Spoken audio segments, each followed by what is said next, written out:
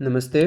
तो हम अभी थोड़े से प्रश्न कवर करते हैं जो हमें हमारे एक बहुत ही होनहार बच्चे शिखर ने हमें दिए हैं करने के लिए। पहला प्रश्न, एक खेत के 1/2 भाग में सब्जियां उगाई जाती है। सब्जियां सब्जियों वाले भाग के 1/5 भाग में आलू बोया गया।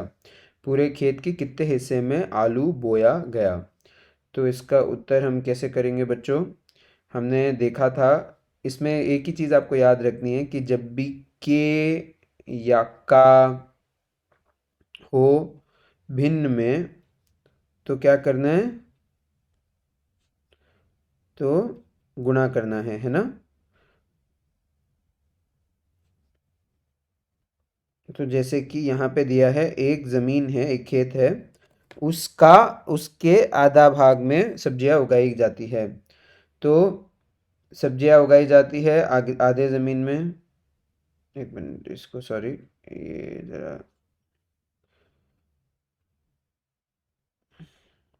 थोड़ा इंग्लिश या हिंदी में मिक्स करके कर रहा हूँ। सब्जियाँ उगाई जाती है एक गुणा आधा, यानी आधे भाग में।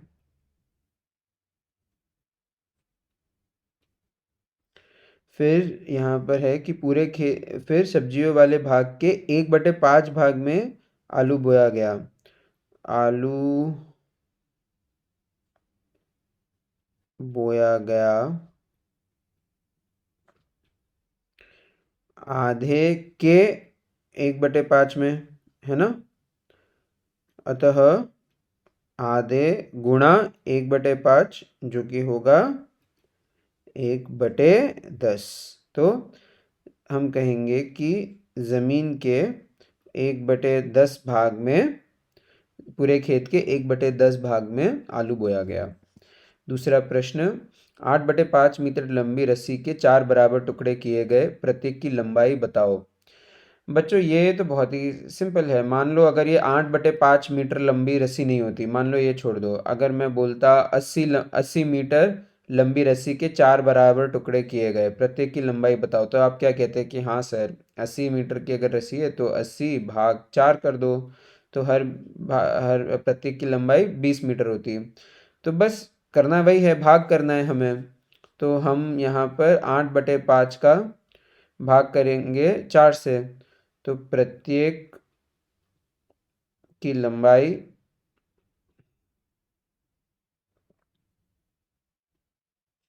होगी 8/5 भाग 4, जो कि होगी 8/5 गुणा 1/4। ये हमने सीखा है बच्चों कि जब भाग कभी भिन्न में भाग होता है तो हम गुणा करके, और इसका व्युत्क्रम 4/1 का व्युत्क्रम 1/4। तो ये क्या हो जाएगा? ये कटेगा, 8 में एक बार 2 बार कट जाएगा। तो आंसर क्या आएगा? प्रत्येक की लंबाई है 2/5 मीटर। ये है आपका आंसर, ठीक है इसका। फिर अंजू ने एक खरबूजे के 2 बराबर भाग किए, ठीक है। एक भाग महिमा को दिया, महिमा ने इसके 6 बराबर भाग करके एक भाग सुनील को दिया। सुनील को पूरे खरबूजे का कितना हिस्सा मिला? तो मैं पहले तो ये देखते हैं बच्चों, वापस वही है, का ही पूरा प्रयोग है। अंजू ने एक के 2 बराबर भाग किए, एक भाग महिमा को दिया, तो महिमा को मिला भाग क्या? आधा ना। एक एक तरबूजा था, उसके 2 भाग कर दिए, मतलब आधा आधा हो गया, और एक मतलब महिमा को मिल गया, एक आधा महिमा को मिल गया, तो आधा तरबूजा उसको मिला, है कि नहीं? ठीक है। फिर महिमा ने इसके 6 बराबर भाग करके एक भाग सुनील को दिया। तो जो पिछले प्रश्न में बच्चों हमने सीखा कि कोई भी चीज़ के आप 6 बराबर भाग करो, तो सुनिए, तो महिमा ने खरबूजे के 6 भाग किए। महिमा द्वारा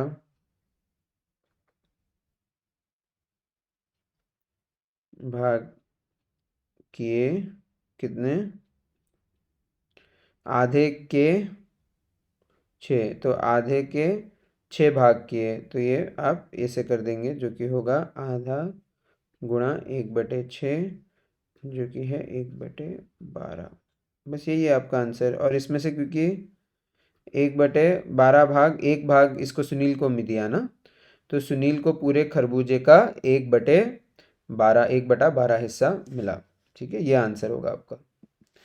फिर मोहन एक घंटी में 1 सही 3/5 ग्राम सूत काटता है।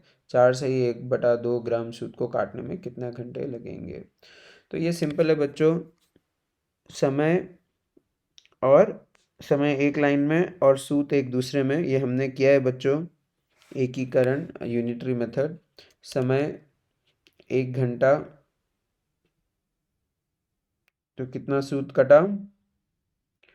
1 सही 3/5। अगर मैं इसे कर दूं तो 8/5 ग्राम। ठीक है, तो वही कितने घंटे लगेंगे आपको? 4 सही 1/2, यानी कि 9/2 ग्राम करने में, है ना। तो बस ये इधर से इधर और ये इधर से इधर, ये बराबर होंगे। अतः 1 गुणा 9/2 बराबर प्रश्न चिन्ह गुणा 8/5। तो आप ये कह सकते हैं कि अतः तो ये 8/5 को बच्चों ये साइड लेके आ जाओ। 8/5 को जब ये साइड लेके आओगे तो क्या होगा? 5 ऊपर जाएगा, 8 नीचे आएगा, उल्टा हो जाएगा, है ना। तो 1 गुणा 9/2 गुणा 5/8 है आपका। कितना समय लगेगा? तो फाइनल आंसर क्या? अतः 45 कोई कटेगा? कुछ भी नहीं कट रहा है इसमें, है ना, कुछ भी नहीं कट रहा है। तो आप क्या कहेंगे? 45/16 घंटे लगेंगे आपको इसको काटने में। 45/16 घंटे, तो आप इसको इसमें भी परिवर्तित कर सकते हैं। 2 सही,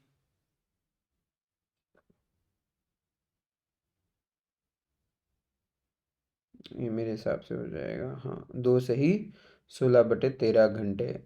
आप इसको ऐसे भी लिख सकते हैं, या 45 जिस भी तरह से आपको आंसर दिया जाएगा ऑप्शंस में, उस हिसाब से आप देख लेना। फिर दिनेश ने शौचालय बनाने के लिए 15,000 रुपये 15% वार्षिक ब्याज की दर से बैंक में ऋण लिया। 3 वर्ष बीतने पर दिनेश को कितने कितने रुपए वापस करने होंगे?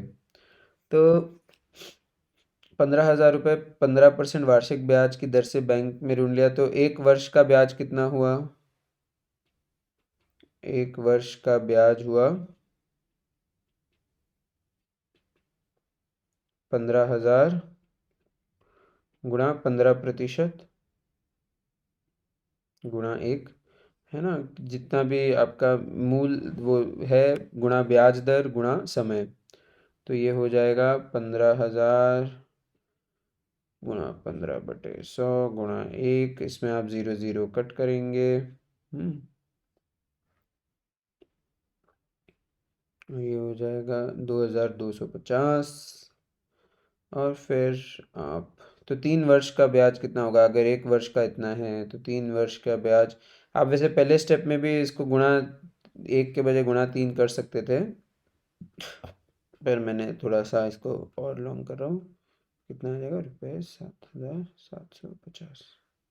ठीक है, तो निदेश को कितने रुपए वापस करने होंगे? तो ये आपको एक्चुअल फाइनल आंसर ये नहीं होगा, आपको फाइनल आंसर देना होगा उसे ब्याज के साथ देना होगा ना बच्चों, ब्याज के साथ देना होगा। तो वापस करना होगा